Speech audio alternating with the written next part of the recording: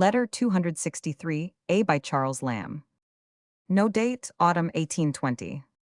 Dear C, why will you make your visits, which should give pleasure, matter of regret to your friends?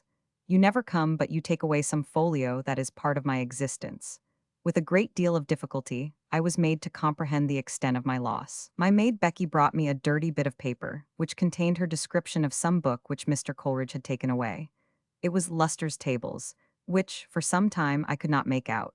What? Has he carried away any of the tables, Becky? No, it wasn't any tables, but it was a book that he called Luster's Tables. I was obliged to search personally among my shelves, and a huge fissure suddenly disclosed to me the true nature of the damage I had sustained. That book, see, you should not have taken away, for it is not mine. It is the property of a friend, who does not know its value, nor indeed have I been very sedulous in explaining to him the estimate of it, but was rather contented in giving a sort of corroboration to a hint that he let fall as to its being, suspected to be not genuine, so that in all probability it would have fallen to me as a deodand. Not but I am as sure it is Luther's, as I am sure that Jack Bunyan wrote the Pilgrim's Progress.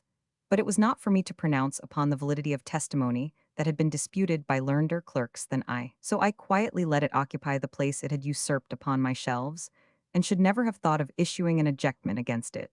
For why should I be so bigoted as to allow rights of hospitality to none but my own books, children, and sea? A species of egotism I abhor from my heart.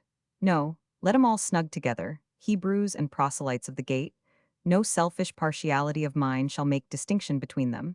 I charge no warehouse room for my friends' commodities. They are welcome to come and stay as long as they like, without paying rent. I have several such strangers that I treat with more than Arabian courtesy. There's a copy of Moore's fine poem, which is none of mine, but I cherish it as my own. I am none of those churlish landlords that advertise the goods to be taken away in 10 days' time, or then to be sold to pay expenses. So you see I had no right to lend you that book. I may lend you my own books, because it is at my own hazard, but it is not honest to hazard a friend's property.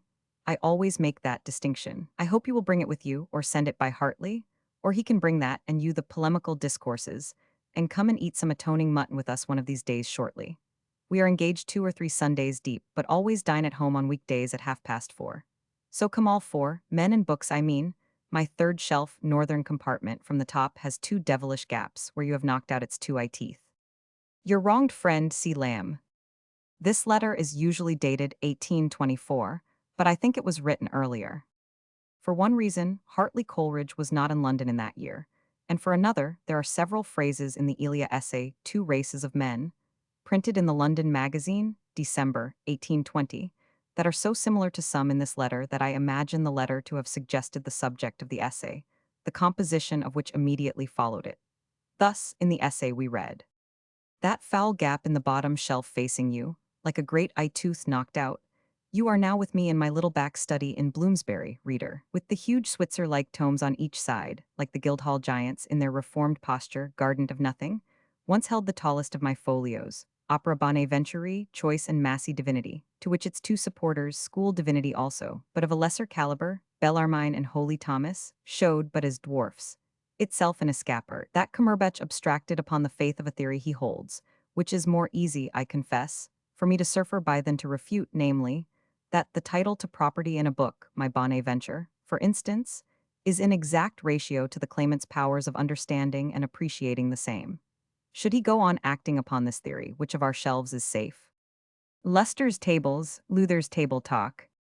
Moore's fine poem, the Psychozoea Platonica, 1642, of Henry Moore, the Platonist. Lamb seems to have returned the book, for it was not among his books that he left. Luther's Table Talk seems also to have been given up.